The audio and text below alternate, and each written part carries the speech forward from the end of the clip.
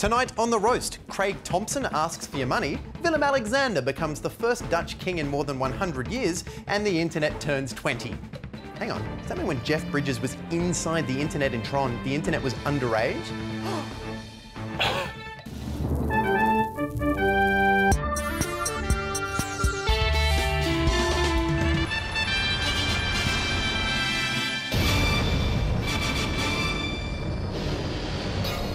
First up tonight to the Netherlands, where the Dutch monarch, Queen Beatrix, has abdicated from her throne, giving her country's kingship to her son, Willem-Alexander. Willem seized power through a violent signing of her names in a giant book, and then greeted an estimated 25,000 well-wishers cheering outside the royal palace in Amsterdam. Although if you ask me, I reckon he only got the job because his mum was the Queen. Anyway, it's a move that's certain to send a message to Queen Elizabeth II, especially when Prince Charles casually brings up the news over royal breakfast and then leaves a clipping of the paper on her royal dressing table like some kind of lazy ransom note on which he hasn't even bothered to cut out the individual letters.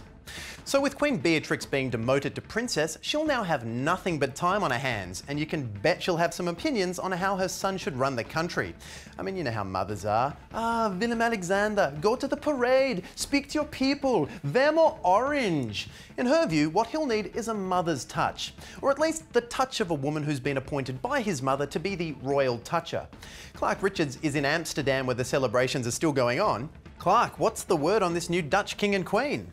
Oh, it's a red-hot scandal, Tom. We've never seen anything like this before. Oh my God, what is it? This Week in Clean, Tom. The Dutch royal family is flawless. No struggle for power, no affairs, no incest.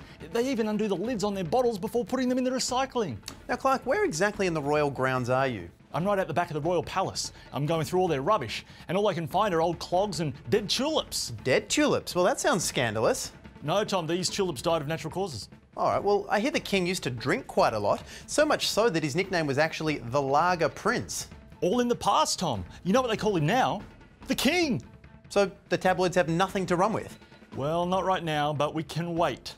Willem promised to be king, but also a human being. And being human means he's going to slip up. Sometime, someplace, maybe even in the privacy of his own shower, King Willem is going to nude up. And I'll be there to capture that slippery nipple.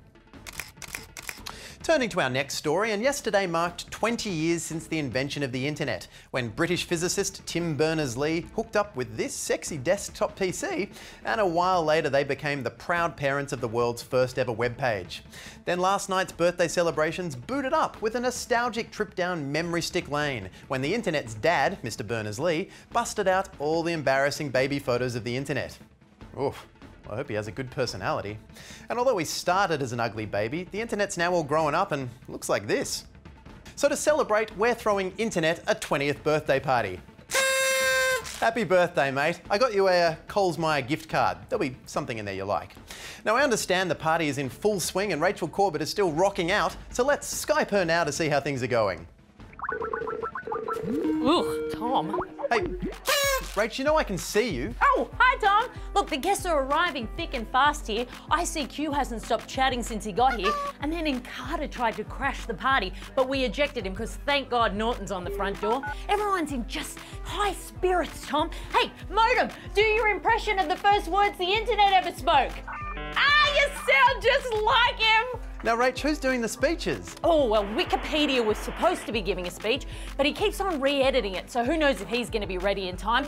And then WikiLeaks' speech wasn't even about the internet. It was just about human rights violations. Talk about a downer. So at this point, I reckon it'll probably just be Twitter. Well, at least that'll keep things short. Oh, Tom, I gotta go. Someone just asked me for my ASL. I don't know what that is. Tell him it's 32, female, and at a party. Oh, yeah. Of course it is. Well, you are Rachel Corbett, aren't you? Sure I am. Thanks for all those photos you sent me. Finally tonight, the embattled MP Craig Thompson, now in his second year of being embattled, is struggling to pay his mounting legal fees. So in response, an online donation fund has been set up by Mark Worthington and Rodney Allen, who Mr. Thompson described as two retired guys. You see, when you're retired, it really is just a choice of two options to fill out your days. You can learn to samba or get involved in the Craig Thompson case. And to help out Craig, members of the public have been invited to make a donation at this website. Eesh. I thought the world's first webpage looked shit. But why would Mr. Thompson, a parliamentarian who earns $190,550 a year, need our money? Well, apparently it's due to his legal fees and cost of living. You see, Mr. Thompson apparently only has $60 in his bank account. $60! For a lawyer, $60 is barely enough money to cover the cost of a legal pad and some very disappointing camembert. But if Mr. Thompson's looking for money, no one's going to donate to Craig with this B-grade website sales pitch made by Statler and Wardorf. No. Mr. Thompson needs something of much higher quality. All over the world, people are struggling. Victims of war, victims of disease, victims of due process. Every 3 seconds, a Craig Thompson cries. But for just $10,000 a day, you can wipe away those tears and help Craig gain access to adequate legal representation. And now, a message from Bono. Hello, my name is Bono.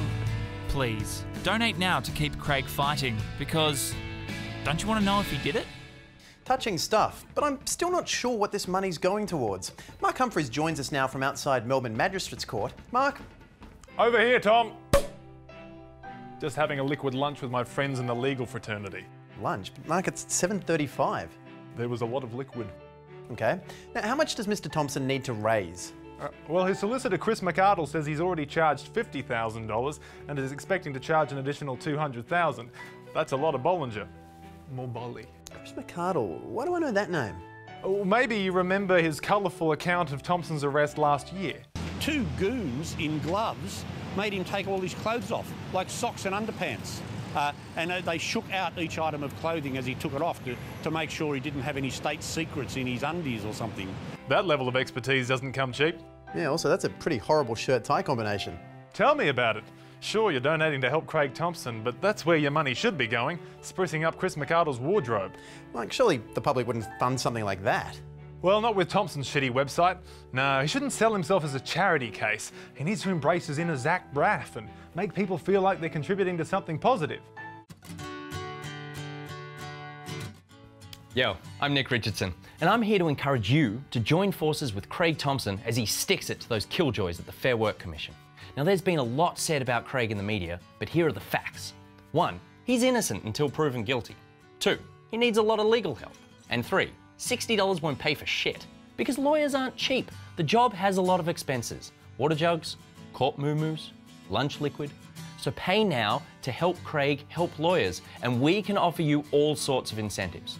For $50, we'll slip your name into the closing statement. For $500, you can run away with us from the media scrum. And for $5,000, we'll get you on the jury. My lawyer says we might not be able to get you on the jury. So let's build Craig's team together, because even if he loses, you'll get the satisfaction of knowing his lawyers got paid. Thanks, bro. Well, that's all we have time for tonight, but look, I've been thinking it over, and Rachel, if you're watching, we can make it work.